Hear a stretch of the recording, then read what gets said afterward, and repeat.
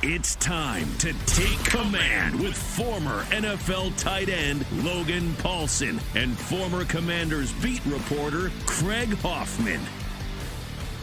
What's up? What's happening? Welcome in to Take Command Podcast. Craig Hoffman here, Logan Paulson there, and we are fresh off of day one of phase 3 of OTAs. Logan, that is the open portion for us in the media. And we're actually going to spend a few minutes here at the beginning defining what that means for the players, as it's like, oh, OTAs are starting. Actually, they've been going for a month and a half. So we will tell you what the phase 1 and phase 2 were.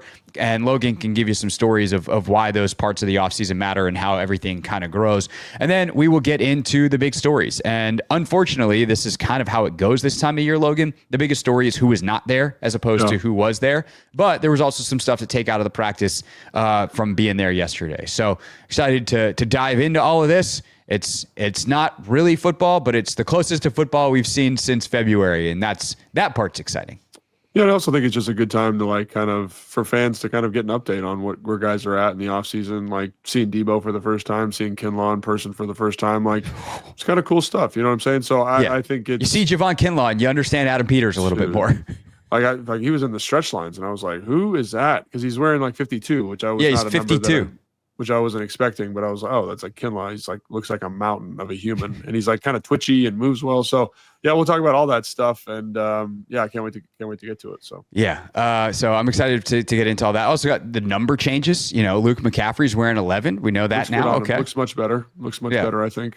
So we'll see if that can lead into some production. Lots of opinions on Luke McCaffrey based off our last episode, but we'll leave that in the comments section and keep fighting with people there. All right. So Logan, I wanted to actually, this is a question that I had, and I just had to look it up on the internet, but as a reporter, as a media person, I never get to see phase 1 and phase 2 of OTAs. Like, it's just this thing that happens in the background. And like, you see pictures on Instagram, you're like, oh yeah, they're back in the building.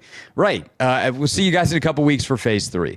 So the NFLPA on their website has the off-season rules listed. So what I want to do to start here, just to give people context of what we saw yesterday and what we're going to talk about today, is what we've actually missed and then what the rules are for this phase 3 that we're in right now.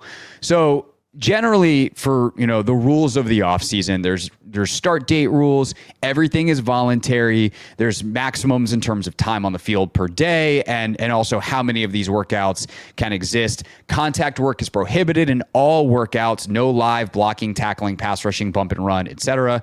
And this is, I think, is a fun bullet point. Intensity and tempo of drills should be at a level conducive to learning, with player safety as the highest priority. So then there's phase 1, which is up to 4 hours per day. It's 2 weeks long, and it's limited to strength and conditioning activities, aka dead ball activities, which we'll define in a moment, and I have many questions about. Logan has answers. I've just got questions. Only strength and conditioning coaches allowed on the field in phase 1. 90 minutes max on the field. Clubs can specify 2 hours for players to be at the facility, and players choose the other 2 hours for weights, etc. Dead ball explanation: quarterbacks can throw with no to receivers with no coverage. Kickers and punters can kick, but players cannot field the ball, and no snappers or holders can be involved. Long snappers can snap into a net, and defensive players may not catch balls at all, regardless of who is throwing them. Logan, what is phase 1 through your eyes, and why do these dead ball silly rules, to me, on some level exist? Yeah, so phase 1 is literally just like, you have meetings with the coaches, you're kind of just general install, kind of day 1, day 2. So you'll kind of go over huddle, you go over cadence, maybe on the first week, right? You have your first couple passes, your first couple runs, and then you'll do strength conditioning with Chad Engelhardt in this case, right? The head strength coach. And so you'll run, you'll lift, and that's the day. It's pretty tight. Like phase 1 is pretty easy. Like it's stuff you've been doing the whole off season. You just sprinkled in a little bit of football seasoning to kind of prep you for phase 2. And I mean, really the reason for kind of these crazy rules is like how crazy it was before. Like when I was a rookie, I had veterans tell me like, you can stay in the area, but don't work out in the building. And I was like, why? Because I feel like it's good. The coaches see me. They know that I'm working out. I get to use this great facility. And they were just like, because in theory, a coach could come down, like John Embry, who was the tight end coach at the time, or Sean McVay could come down and be like, hey, we're going to go to the field and we're going to hit the sled for an hour. And I could say no, but again, like that's not going to really bode well for me long term there. So basically all these kind of dead ball rules are ways that the NFLPA felt would ensure that would never happen, right? They would ensure that a coach could never come down and be like, hey, we're going to go catch balls, or hey, I'm a long snapper, we're going to snap for 45 minutes, because like technically, but prior to the new CBA, they could do that. They could do that at any time of the offseason. And so that's all they're really trying to get to there, is just to ensure that you're not doing anything competitive, anything that would where the coaches could potentially force you to be out there.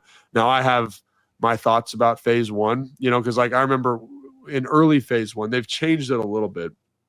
But when right after the CBA, like I remember a quarterback could not throw to a receiver in phase one. So that was during the time when like Robert and Kirk were here, and we would have to do our workout. We'd have meetings, do our workout, do our run on lift, and then we'd have to drive to a local high school to throw routes on air. And so like, obviously it makes some of that stuff a little bit challenging, but again, like it's really just to ensure that it is a slow burn acclimation process. It's to prevent the coach from being like, hey, let's get out there, let's run 100 routes. We're limited to 4 hours. Like, because if I said, hey, you just have 4 hours in the building, coaches could say, hey, we're going to go out and run our routes for 4 hours. And again, Sure. the NFLPA's goal was to kind of insulate from that. I guess my only thing is like, as a strength coach, as part of like a warm up, and also thinking long term, like letting defensive players catch balls is like part of a warm up drill that it's still like your strength coach is running. But like, what's the harm in that? Or like, so what they wanted to avoid, if honestly, like, because I've had conversations with people about this, is that all of a sudden you now have a offensive football coach or defensive football coach as a weight room staffer, and they are out there watching you do throwing drills and coaching you up on breaks, and they kind of morph that period into a football period, as opposed to return to play stuff. Because like again, when this first came out, people were trying to snake around this any which way they could, because ultimately, like, the law of specificity dictates you're going to get more gains from the more specific work, and coaches are all about specific work. The NFLPA wanted this phase one to be truly an acclimation period. And I know these sound crazy, and it is crazy for me. It was crazy for me as a player. Like, I can't go throw at the quarterback on the field right now, and no, can't do it. So it is weird, and I think there are some limitations. But again, they wanted to be really strict with it so that no one could kind of finagle their way around it. And that's what these rules feel like. It's like rules for the sake of rules to make sure that they're ironclad. And I in that way, I get it. It's just like, okay, fine. I feel the same way, because basically they're not common sense rules. Like, you'd be like, common sense dictates that we should be able, as a strength staff, to bring a football out and play a little catch and get the quarterbacks warmed up, and get them some touches. But then again, inevitably, it would be bastardized, and all of a sudden, you've got a 20-person strength staff. They're all on the field, and now it's a football practice. You know what I mean? And again, that's what they're trying to avoid. Right. So strength coaches, you're just gonna have to use tennis balls if you want to do any hand-eye drills. Yeah. Right. Which in that case, like, I get it. That's fine. Phase two, same rules as phase one apply, except all coaches allowed on the field, individual and quote unquote perfect play drills are allowed, and no offense versus defense, no one-on-ones, and no helmets. So now phase two, we're getting into football, like actual install. Yeah, so I mean, so obviously there's an install in the meeting room during phase one, and that's worth mentioning too, right? Is like during this whole time we're talking about the rules on the field and like the physical work, but you could have meetings during these windows. They can't just have meetings all spring, but while you're in the building for phase one voluntarily, there's meetings, and same thing for phase two. Yeah, same thing for phase two. And again, I think the hours change if I'm not mistaken. So it goes from 4 to 6. I want to say 4 hours a day for phase two, and then 6 for phase three. Okay, yeah. So basically now with phase two, so phase one, no football, like no football on the field. You can do it in the meeting room, but no football on the field. Phase two now, and this is the thing that I think is kind of silly too, is it ramps up to a pretty competitive environment. And I know it's trying to avoid that, but basically the run now becomes football practice. You know what I'm saying? So you do all your individual work with the coach, you do routes on air, you do install. And so it goes from this environment where you're just kind of running gassers, doing change of direction stuff, very general, to hyper specific in 2 weeks, And so in terms of like as coaches and trainers and strength coaches, like I don't love the rampant intensity because it happens so quickly. But again, that's the way they felt was best to do that. And so obviously it starts, if you're watching from, a drone in the sky, the first phase one is just like, hey, we're hanging out, we're running. Like, it looked like a general kind of physical education class. And then all of a sudden it looks much more like a football practice in terms of structure. The coaches are all out there, way more competitive. We're doing special teams. We're doing all these different things. I just can't go against someone else. So like I can hold the bag for somebody. Coaches will play scout team defense. You'll see that all the time, all across the NFL. And that's what you end up getting. And again, looks much more like practice, which makes sense because the next thing is OTAs, which is practice. Right. And then you get phase 3, which is 6 hours a day, 4 weeks total, 3 weeks for 10 total OTAs, max of 3 each week for the first 2 weeks. And then during those weeks, you can do a 4th non-OTA workout. That's phase 2 rules applying. Maximum of 4 OTAs for the 3rd or 4th week, 1 week for minicamp, no pads, except for protective knee and elbow pads. Helmets are permitted, no live contact, and you can do 7-on-7, 9-on-7, and 11-on-11. And that is where we are right now. Something you just said, though, did spark a thought that I thought was interesting in the way that Dan Quinn is running things that I was very impressed with. So structurally speaking, yesterday, a lot of individual, like until the very, very end where it's just one team type drill where it's 7-on-7, it kind of was a phase 2 practice. And Dan talked in the press conference about, we want to ramp things up. And next week will be more specific. And, by the time you get to the mandatory mini camp, then it's going to look a lot more like the first training camp practices will, potentially with no pads still, but it's a football practice. And knowing like some of the pictures and stuff that we've seen from phase 1, we know they have bags out there and they're doing like, Chad's probably charged with coming up with some as football specific drills in terms of movement patterns that he can as a strength coach while not being a football coach. And so it does feel like this staff, as much as you possibly can, given the restrictions, is trying to still have it be a ramp. But there's also, as we said, there's built-in limitations. There's still going to be jumps and leaps that happen because there's certain stuff that becomes unlocked. But it does at least sound like even when some of that stuff gets unlocked, they're not going straight to it, allowing for that ramp period to happen as best as you possibly can. Yeah, and I don't know if it says there in the rules, like there's a certain amount of time you can be on the field during phase 2. And I've coached people that have played I've coached with and played with people who've been in Baltimore. And Baltimore is notorious. I forget. I think it's 2.5 hours or maybe 2 hours and 15 minutes you can be on the field. And so one of my good buddies is a coach there. And he's like, oh, yeah, we make the guys warm up in the locker room beforehand. And so we can just go right to team stuff when we get on the field. And it's right. So right when phase 3 starts, it's a 2.5 hour practice. And again, like, being a strength coach, like one of the things that is the number one driver of injury is crazy intensity and crazy volume spikes. So like you're just getting these big spikes. And so I do think that's one thing I appreciated about what Dan did last year in terms of cultivating the schedule is he kind of understood that. And I think was smart about it. And again, I don't know if that's Chad. I don't know if that's Tim. Tim is kind of the director of exercise science for them.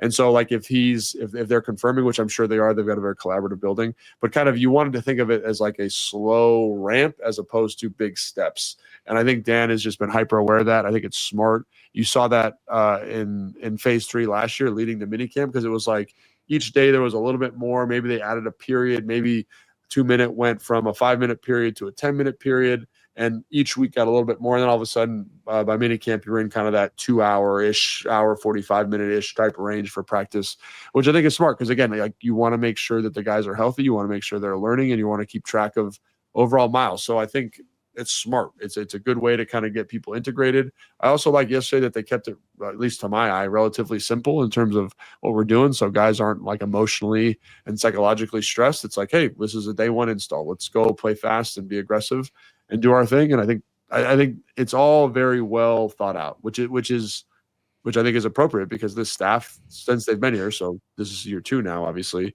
right, has been very well thought out in every phase of what they do.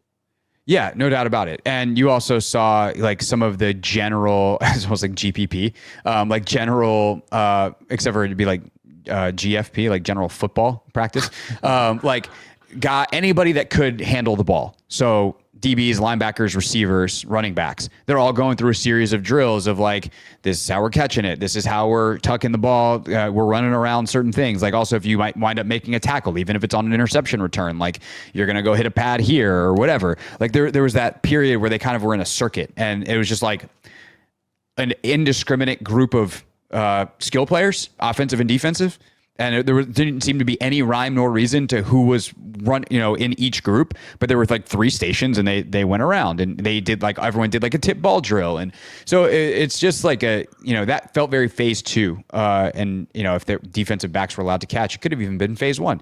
But it's phase 2 type of stuff that's bleeding its way into phase 3 to try to smooth that out in a way that I thought was good. And I also think we talked last year at times about this, of how the fundamentals for them were so good. And some of that was the situational stuff and how much more they did, but also their ability to create turnovers or, for most of the year, prevent turning the football over.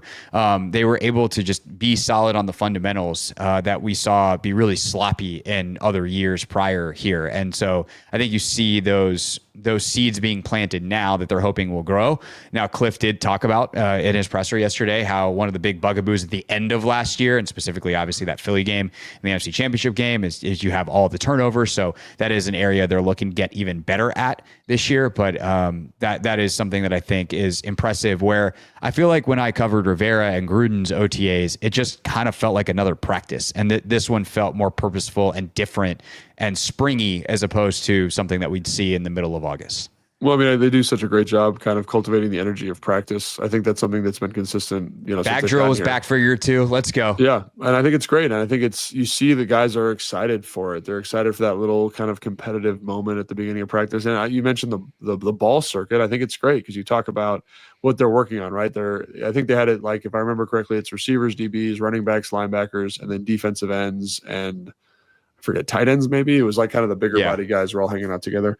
And so what they did in the circuit, it was we're going to tip the ball for DBs. They had someone throwing the ball, the coach would tip it up, they would catch it, and then they would work to finish. Receivers would work on catching the football in the 2 lines. And so talk about basic fundamentals like catching, tucking, finishing with the football, right? The next one was a ball carrying drill, right? So they had a pad set up, they'd give a direction kind of like you would at the combine.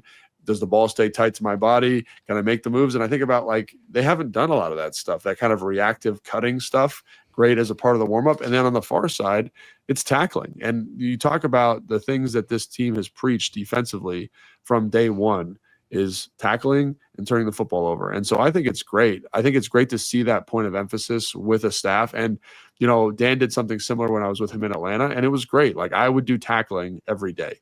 So if I'm going to play teams, that's a great way for me to kind of cultivate that skill set. For a guy who every other place I'd been prior to that never got tackling reps in any situation, never, right? And so now it's if I'm in the situation, at least we've talked about it. At least I know the general positions and can be effective. So I think it's fantastic. And I think it's something that they did in season last year or during training camp, because we couldn't watch in season practices, but in training camp for sure. Yep. I just think it's smart to keep those fundamentals sharp at the forefront. This game ultimately comes down to how well you tackle, how well you catch the football, how well you protect the football, and how you turn it over, right? And how well you block. Obviously, the O-line's doing their individual down at the far end. But having all those phases touched on at the beginning of your first OTA practice, I think is just good. It's just smart, And I think more teams should probably adopt something similar.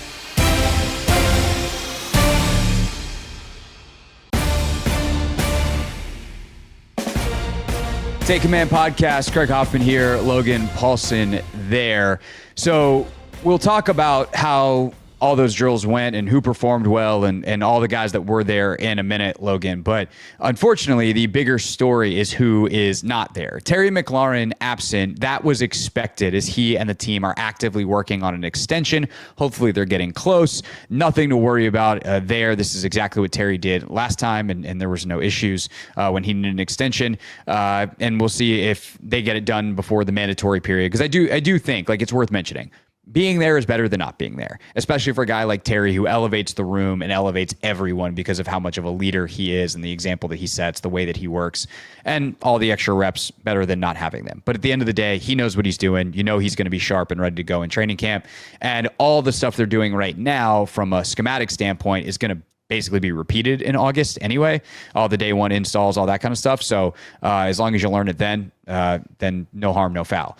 Laremy Tunsil and Marshon Lattimore, I think, are slightly different cases. And I also don't even put them in the same bucket. It's just that they were unexpected absences to an extent.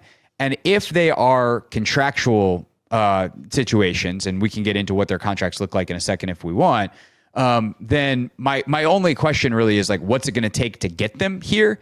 And depending on what that answer is, that determines like how big of a deal this actually is. That's kind of where I sit on it. Are you in the same place, or do you have different thoughts? Yeah, and again, we have no idea why they're not here. I just want to make sure that's very clear to the fan. Like, they could be contractual. It could be this is what Laremy does every year. It could be this is what Marshon does every year. Like, I've got guys that I played with, guys that I've coached currently that don't go to OTAs. It's just not for them, right? They feel like they get better work individually. They feel like they get more time to kind of heal and recover individually. They get more time with their families, which is really important to them. So there could be a myriad of reasons. Like, shoot, Laramie's moving from Houston. Maybe he's still getting some stuff worked out there. Like, there was a guy that I played with who had an interesting situation with his family. And so he, like, you know, week on with the kids, week off with the kids, that type of thing. So he'd be there sometimes and wouldn't be there other times. And like, that happens, you know? So again, there could be something more kind of business related, like you're alluding to, for sure. It also could be just something totally benign. Like, this is just my process. And for guys like Laremy, I think he's earned that right, quite frankly. You know what I mean? And like, that sounds crazy, I'm sure, to fans, but like, you know, when Trent didn't come to the first OTA or the first couple of mini camps or whatever, first OTAs, I didn't care, like, because I knew he'd be ready to go. Like, he'd be the best player mini camp. So like, however you did it, right? Like, Julio Jones would miss the first. He'd come to the building, but he'd miss the first OTA just to kind of do some body work. So it's like, cool. Like, you're a beast. We know you're a beast. However you get ready, as long as you're ready for week 1, we're going to be good to go. So ideally, you'd like him there. You know, you'd like him, I think, to be a part of the culture and a part of kind of the vibe that is the Washington Commanders, the vibe that Dan is able to cultivate, the vibe the staff's able to cultivate. But ultimately, like, I'm not losing sleep over that. I think I'm personally slightly more aware of Marshon Lattimore not being there because of the injury history last year. Like, I just personally would like to just keep an eye on it a little bit more. Like, if I'm in the building, if I'm the strength coach, if I'm, again, the director of player performance, like, I want to know where you're at, how those hamstring numbers are looking. And again, that's selfish because maybe he does something on his own where he's doing a great job and his staff and his people are communicating really well. But that's just my personal preference. But again, like, I don't really stress about people not coming to OTAs. Like, it's way more common, I think, in the NFL than people think. And guys earn that opportunity there and that right. So, and it's voluntary. And at the end of the day, like, let's not pretend like coaches can't hold this against guys. Like, if you're a bottom of the roster guy, you decide, you're like, it's voluntary. I got my own thing. Did I ever miss a mini camp or OTA? Absolutely not. But there are guys that miss it. So. Right. If you're like, I truly trust my program. And like, at the end of the day, I guess you could be like, hey, I trust my program. I'll see you in minicamp. And if I'm wrong, then I'll deal with the consequences. But also, if you're the end of the roster guy, you might not make it to minicamp. So you probably want to show up. So it just depends on, you know, your roster security, your roster safety. I'm not talking end of the roster. I'm talking your guy 80 to 90, not guy even 50 to 60. Like, if Jeremy Reeves didn't want to show up, like, it'd be weird because that's not really who Revo is. But like, they're not going to be like, oh, Jeremy Reeves didn't show up, we're cutting him. It's like, oh, we trust that he's going to go do his work. Like, go do your work, man. But I think especially for a guy like Tunsil, Trent's the perfect comparison here. And I've had this discussion about Trent, felt like every year for 5 years when I was on the beat, you know, and Trent was still here. Like, Trent Williams is such a special and unique athlete that to pretend like what everyone else is doing is the right thing for Trent Williams is an insult to Trent Williams. And Laremy Tunsil is so unique and so special as an athlete and a player that what is needed for a rookie tackle, I mean, even a first rounder like Josh Connerly who's just trying to like figure out the NFL. Nevertheless, some UDFA who's trying to, you know, figure out, right from left in the NFL, like, it's not the same thing. Laremy Tunsil's so far beyond those basics. And again, everyone can always work on fundamentals. There's no harm in getting back to basics. But if he can elevate his game in a different way by doing something that is wholly unique to him, that's something he should take the time to do. And if you're Chad Englehart as a strength coach, or you're Bobby Johnson as a position coach, or Dan Quinn as a head coach, you're trying to create a program that's the best for the most amount of people. But it's impossible to create an optimal program for 90 guys. And if you have some outlier high achievers that want to go do their own thing that is optimal for them, I think that is not only not a problem, it is, in fact, optimal. And again, like, even if they're not self-starters, high motivated, as long as they're ready. Like, I mean, that's really what it comes down to. Like, there's guys that, again, I played with over the course of my career that were not necessarily the best, like, workers, they use training camp to get in shape. That's not my process, but that's their process. And they had enough leeway and clout and equity with the team and the organization. They could do that. So guys, I swear, won't like there was a rumor about Terrell Suggs that he wouldn't train at all the whole offseason, come back for, training camp. And that was his time to get ready for the season. And that's work. I mean, he's going to be a Hall of Famer, maybe borderline Hall of Fame kind of guy. Right. So like, that's something people do. And the mini camp is mandatory. I think those guys will be here for that. I would assume they're going to be here for that because they have to pay if they're not going to come. So I don't think it's a huge deal. Again, like even with Marshon, it's probably not that big of a deal. Again, the injury thing, like the history with the hamstrings and stuff. Also the performance the last couple of years, you're like, man, like last year was kind of rough. It'd be really nice if you were around that we could see you perform at a high level. Correct. And also like the bummer is that like a guy like Tunsil being there and Josh Connerly getting to watch him work. A guy like Lattimore, if he is the type of pro that we were told he was by this staff, having Trey Amos be able to watch him, like that's a bummer to not have those guys there. Now, I know that like some of these guys, at least Terry, was at the earlier stuff.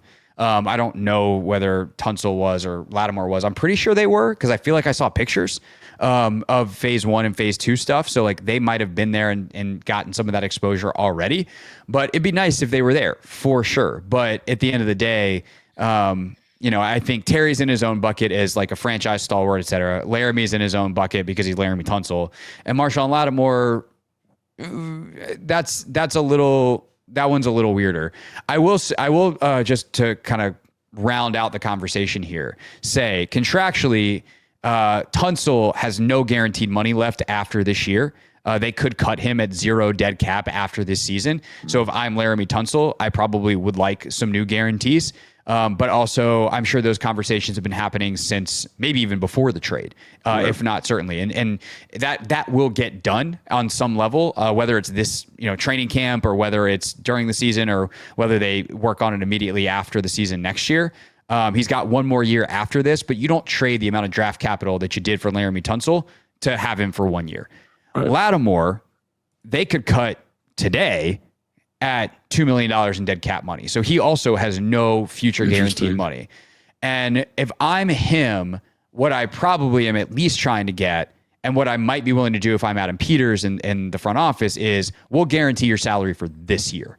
Like if I'm Adam Peters, after what I saw last year, both injury and performance, I am not guaranteeing any money in 2026 to Marshon Lattimore. Why would I box myself in like that? Right. And if I'm Lattimore, I'm trying to see if I can get some money because also why wouldn't I do that from his end? But ultimately you have to be ready, I think, to be told no and go out and prove it on the field and say like, hey, maybe we talk in week 7. If I'm playing really well, can we have a conversation then about guaranteeing some money for 2026? But I think it would be incomplete just to be like, I don't know, they're great players and it's voluntary. So there's no way this is contractual when the contracts are what they are for these two players. And again, that's why I would not try to make this a bigger deal than it is, but also not say it's no deal at all, because if this is contractual, big pause, I just want to know what it takes to get them in the building. Sure. And are they willing to miss mandatory stuff? Are they potentially going to hold out? Because that becomes a bigger deal, both distraction and like functionally, like now you're missing installs. Now you're missing actual stuff that is harder to make up. So I'm just curious to know like what the reasoning is. And if it's contractual, what it will take to get these guys happy and how that looks for the Commanders. Yeah, I think it's a great point. And again, like I'm not saying the contract stuff isn't a thing, because it very well might be. I think the 1 year thing is relevant. I just wanted to make it clear that we don't know. We haven't. There's no inside baseball. There's been no announcement. The team hasn't commented. We haven't talked to their agents or the players. So, but I do think that context is really important. And the other thing too that I've experienced is I remember there were guys that would miss because of contract holdouts and stuff, and the position coach would Zoom with them for an hour every day. You know what I mean? Because they're not abiding by the same 4-hour limit of the thing. So even though they're not here, they might still be watching film. They might still be having the meeting, the review. They might still, you know what I'm saying? Like there are ways, especially after COVID. Do you know if players are allowed to Zoom into meetings like post pandemic? Yeah. So like for all we know, these guys are in the meetings from home. They're just not on the field, and that wasn't shared with us. So that could be a thing too. So there's a guy that I train, and we were trying to schedule a time, and he's like, I have to be home at X time because I got to be in on the meeting. you know, and I got to zoom in. So like, that's a thing that teams do. And again, like, so again, them not being here because of all these ways around it is not as critical to me. But again, I think the contract stuff is good context. And again, once we find that out, we'll make that, you know, more serious conversation. But it is relevant. I didn't realize Laremy didn't have any more guaranteed money on his contract because, again, like you said, they're probably trying to work something out there, but we don't know for sure. Yeah. So just to put the I's dotted, T's crossed, put a bow on it. Tunsil set to make basically 21 million in base this year. He's got a per game roster bonus of 250K. He's got a 150K workout bonus. And so his cap hits around 21. And it's the same exact numbers for next year. So this year, like he's pretty set in terms of he's going to make his money, but that 2026 number, if he gets if he performs poorly or whatever, they could cut him before the start of league year next year and not owe him a dime. So I'm assuming that he's probably going to at least want to get that guaranteed. If not, just, hey, let's go ahead and work on an extension, or like handshake agreement, we're going to work on an extension after the season. And that becomes an interesting conversation because Laremy Tunsil's agent is Laremy Tunsil. So that is something that is worth remembering as well. Obviously, Bobby Wagner just went through that, but he's one of the guys that reps himself. So TBD on kind of the explanation, but just those are the facts on the ground as they exist for guys that weren't there yesterday. And now 30 minutes into the podcast, we'll finally do the thing that you wanted us to do, which is talk about the guys that were there yesterday.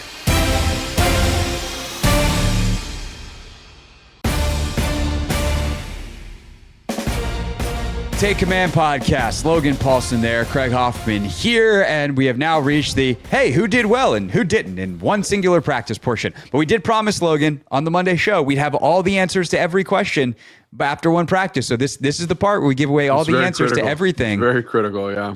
Yeah. Do you feel ready to do that, or do you feel like you might need next week?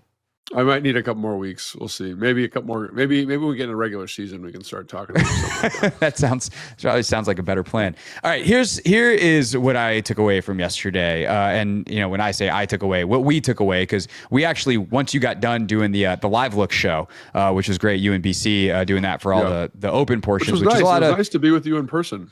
Like, usually we're here like this. Yeah, so it's nice to see you. Yeah, I'm like, oh yeah, he is tall.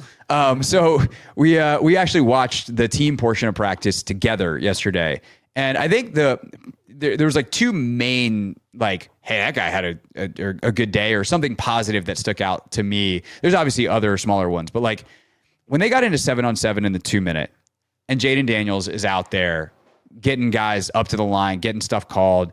The command he has was just such a stark reminder of why he is so special. Like the talk coming out of yesterday about him is like, oh, is he a little thicker? Is he a little bulkier? Did he put on a lot of, like, the questions and answers in the press conference were hilarious and how uncomfortable they were. Just a bunch of sports writer dudes and ladies asking Jayden about his biceps. But the functional thing I took out of yesterday was like, man, that guy's so smart. The command he has and just the natural nature that he has as a football player is really, really special. Yeah, and it's like the little stuff. I mean, this is day one, maybe some of day two. I don't know the exact level of install, but it's very basic. And so obviously there's not a lot of diversity in terms of what they're running. But man, like I forget what the concept was, but it was a full field read. So basically he starts to his right, and then kind of it's dead. It's the next one's dead. The next one's dead. But his ability to just get through the concept so incredibly fast was it reminded me of how good he is at that stuff, right? How he's able to recognize the look, recognize the coverage, understand where the ball needs to go while also not compromising his footwork and his mechanics. The other thing is just tight window throws. I think it was in 2 minute, great completion of Bates, kind of right over the ear of the linebacker. He just does stuff like that all practice. Now, was it a perfect day? No, he throws an interception. We'll talk about those in a second. He misses a throw to Luke. But even the miss to Luke, I really liked because it's cover two. He's trying to make a whole shot in the tight red. Like, he waits on it. He understands how it's going to clear, how it's going to distribute. He doesn't stare it down. But again, like the understanding, the mastery, they had a 2 minute situation where he gets up to line of scrimmage and he's able to call and signal a new formation immediately. Like, it was crazy how fast he was able to do it. And again, that's a testament to Cliff and the offense also. But yeah, man, it feels like you're watching a guy who I don't know how he gets better from last year because it was such a good year last year, but is going to find a way to do it.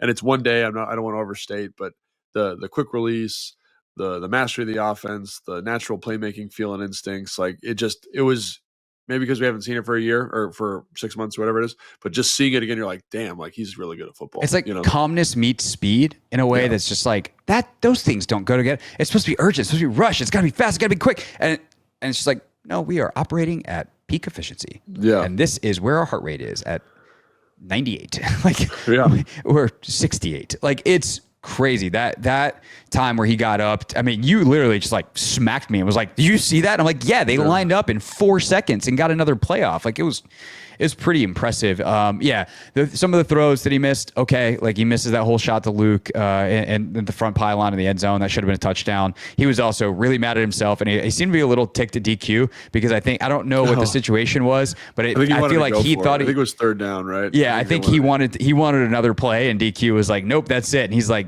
but I want another play, which you love to see the competitor come out in him, and it's not that big. Obviously, it's not even not that big of a deal. It's not a deal. It's exactly what you want from the coach. It's exactly what you want from the quarterback. And then, some of the interceptions we can talk about, just getting on the same page as guys. There's one that he throws where Gallup slips, and there's another one he throws off Gallup's hands. And the one, I'm trying to remember which one was which. I think the one where he slipped, I think is picked off by Trey Amos, who had one heck of a day. He's the other guy that like stood out yesterday, and I'm like, whoa, that guy looks like he is ready to play NFL football right now. And again, that's the emotional, guttural response. Intellectually, you have to calm down and go, it's one mini camp or one OTA practice, but Trey Amos looks like an NFL football player, Logan, and you'll love to see it.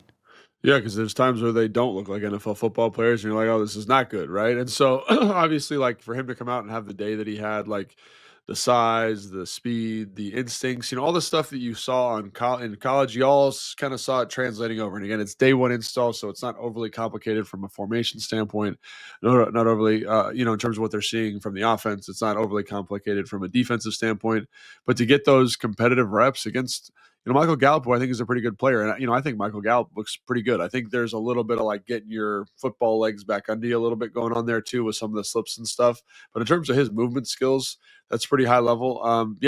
Trey most definitely stuck out. I thought Mikey Sanders still had a pretty solid day. Like you just see, I was thinking about this yesterday after practice as I was leaving. Like it's nice when you've got a bunch of guys in the secondary who have really good ball skills, really good feel for the football. Like there was one where Mikey got beat, but he's able to get back in phase and able to get his hand on the football, right? Trey Amos, same thing. And when you got a bunch of dudes like that, Harris, what's his first name? Will Harris, is that his name? The safety, yeah. Yeah, like I was really impressed with him and his ability to line up in the slot and cover like straight receivers. And I was thinking about his ability to track and stay in phase and do some stuff. And you're like, man, like that's going to give them so much more flexibility. And again, I love Jeremy Chin. I love what he brought from a physicality, from a tackling standpoint. But having the ability to take guys and think about, like Quan didn't practice yesterday because he was on the side doing whatever. I don't know what his status is. But having Quan who can cover a receiver, having Harris who can cover a receiver, with Jonathan Jones, all these guys that are really instinctive coverage players, all of a sudden on the field together, and in a multitude of amalgamations, I think is pretty exciting. So that was something that stuck out to me. Not only was Trey Amos on it, but I just love the flexibility that they had from a personnel standpoint. There's times where with the threes, obviously Kay Medrano's playing kind of that big nickel spot. Like they just like the personnel, the flexibility, the coverage flexibility specifically really stood out to me. Yeah, it's something you actually commented to me out at one point. I think it's with the threes, maybe it's with the twos. At some point they're all mixing and matching too, so it's hard to like. It's something that I actually enjoy about their practices, and I think it's good, right? Because you just never know who's going to wind up playing with who. So this time of year, they might have the one receivers with the third quarterback, and you got Debo out there catching balls from Sam Hartman, and you're like, that never happened before, and will never happen. Once we get into the fall or deeper, closer to the season, they won't even do that like at the end of training camp. But like for now, you're just trying to get everybody the right amount of reps and kind of even it out. And so you wind up with some mixed matching on defense too. But Dominique Hampton and Kay Medrano are out there together.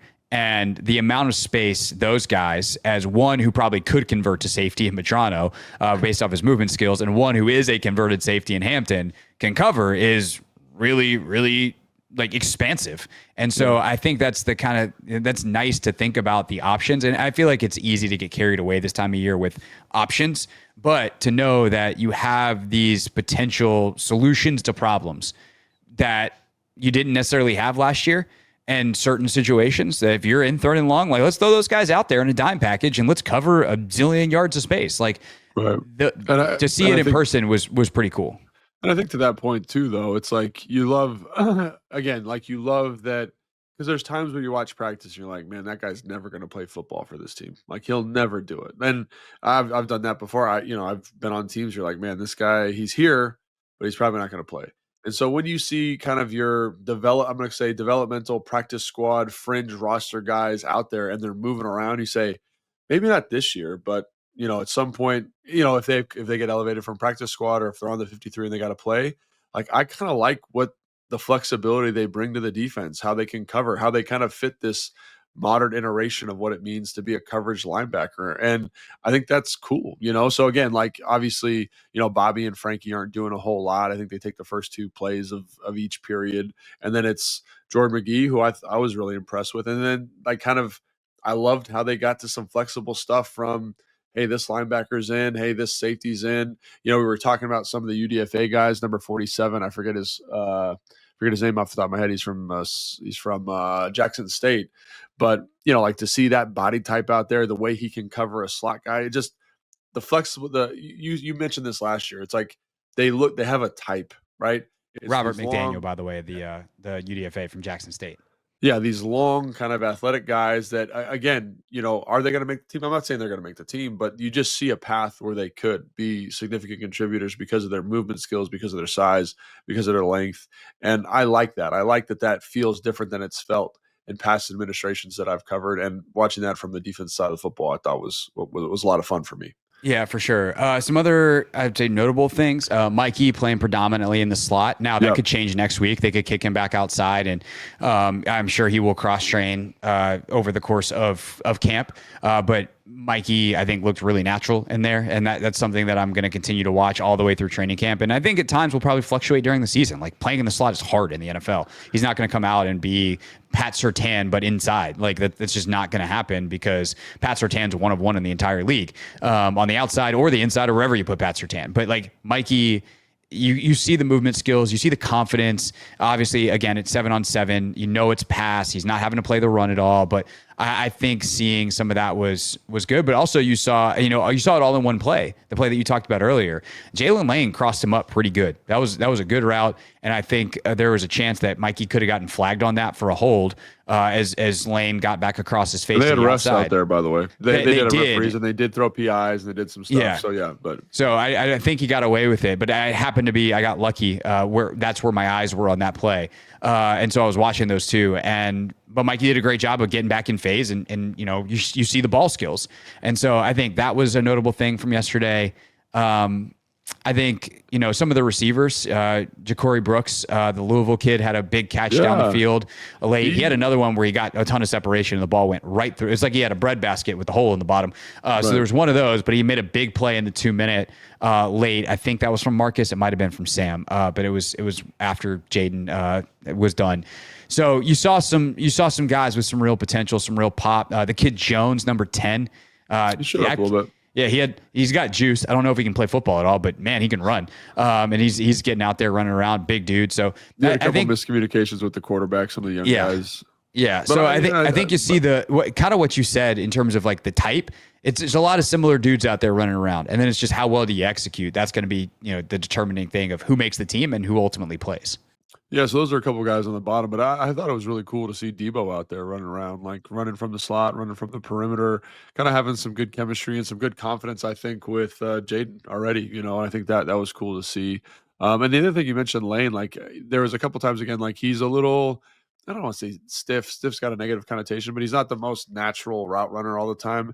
I will say when he catches the football, though, he can cross lines. And what I mean by that is like you could see guys like safeties taking angles to tackle him, and he would just break the pursuit angle, right? And so seeing that speed show up is a big deal. And it's cool that they've got all. And the other thing, Terry's not here, but Noah Brown I thought had a really solid day. Like his size really stuck out to me. We mentioned Debo. And I just your boy Strachan, 84. Dude, he's a tall drink of water, man. He's like 6'5", 6'6". He made a couple plays. So it's the first day, but I think there is a lot of excitement around the receivers, a lot of excitement around the DBs. The coverage group just looks so much deeper than it's looked in the last couple of years, which makes sense because they've gone out, they signed free agents, they've done some good stuff. And again, like I like the weaponry, especially when you think about Terry entering that mix. And again, who knows how the bottom, two, three guys of that roster are going to shake out in terms of receiver. But it was cool to see. And then tight ends, man. There are some big, freaky dudes playing tight end. Like, I mean, holy cow! Like Tyree Jackson, as a big dude. Like they were a little short of receiver because Terry's not here and someone was nicked up. So he's playing like F and he's lining up in the slot and running like high crosses. And I was like, for a guy who's like 6'7" to be running like that was impressive. Cage is the other guy that they brought in. Cage or 89. That dude is what an athlete. Holy crap. Moves well, and all of a sudden Colston Yankoff, his ability to kind of move and sink and do some stuff, and you're like, man, that's like all of a sudden becomes a really competitive room. You know what I mean? And yet, first play of 2-minute for the ones. Who's getting a 20-yard gain? Old man Zach Ertz. Bates. Well, no, old man Zach Ertz is out there on the first one, and he's of course he's wide open in a key situation, getting open for Jayden and running down the field. Crushed, I mean, for being how old is he? 34 now. Yeah, 35. Like his route running nuance, his savvy, like. That was great to see him out there. And again, talk about a guy who probably doesn't need to be out there, but is taking reps in 2 minutes. Like I was like, I wonder if he's on a pitch count, but he's taking every rep he can. Bates had a nice catch. And I like that group a lot. And all of a sudden, again, that bottom half, like Cole Turner, we didn't even talk about. He came out with the blacked out visor. Yeah, he's wearing 88 now. He's like 85. Yeah. Cole Turner's dead. I'm wearing 88, and he looks bigger. Like he looked. This is what, year 4 or 5 of the Cole Turner experiment. But he finally, I feel like, looks like a tight end. Like as opposed to a stretched out receiver. Yeah. You're like, are you just a slow receiver? And now he's built like a tight end. And I think it's helped his running mechanics too, just being a little bit thicker, a little bit more powerful. But yeah, like talk about he's 6'6". Tyree Jackson's 6'7". It looks like he's 6'8". I mean, he's 6'7". And then obviously Cager is like 6'5", 6'6", and can run. And so like that group, again, I don't know how they do it every year here, but they've just got a bunch of freaky tall, really athletic dudes that can catch footballs at a high level. And again, like Ben Sinnott got a couple reps, but man, like that room to me is going to be really interesting because the receivers that you kind of feel the top, in a way. I really felt the bottom of the tight end room in a way that I was not expecting coming into this OTA. And again, it's one day, but they definitely showed up in a nice way. Yeah, that's going to be a very, very interesting group to watch for sure. Anybody else? I mean, we haven't talked at all about the linemen because the linemen just did individual drills against each other with pads. At the way end of the field. As far away from us as possible. Mitch Tischler had him on the show yesterday. He's like, I took that as a personal attack because all Mitch wants to do is watch and talk about the linemen. So much to Tischler's chagrin, the linemen were way down. Coleman was definitely working in at guard. Tunsil's not there. Connerly looked like he was working tackle stuff, but I also may have missed some guard reps. I have no idea. It was far down. And it's really hard to tell because they're just kind of mix matching and doing different stuff. And who was the guard and who was the tackle on that one? We don't even know because they're like kind of in the same stance. So and it's a 2-man drill. So like who knows which side the center's on. So like it's hard to tell on the lineman. The only other thing I'll say on the lineman is you realize how big you have to be to make Daron Payne look small? Yeah. You have to be Javon Kinlaw big. That is the biggest dude I've ever seen in my life. Huge, man. And like he looked like a freaking comic book character. You know what I mean? Like he in the stretch line, and they didn't do like they did some defensive line stuff. Some of the guys flashed down there doing pass rush drills, but they're not. It's against Ryan Kerrigan, and I love Ryan Kerrigan, but he's not an NFL offensive. He's not Trent Williams. Tell you that much. Yeah, but man, he was just jogging around, and I was like, this dude is a beast. Like he's got the black sweatpants on, he's got black long sleeves on. You're just like, he looks like a house, man. He looks like a house. And he's twitched up, but I'm not like a huge human being. I'm also not a small dude. Like I think people think because I sit in a square opposite of you, like Logan's 6'5", 270. Like we played NFL tight end. Logan's a large human being by pretty much any standard. I'm 6 foot 190. Like that's not small. Javon Kinlaw's calf is the size of my quad.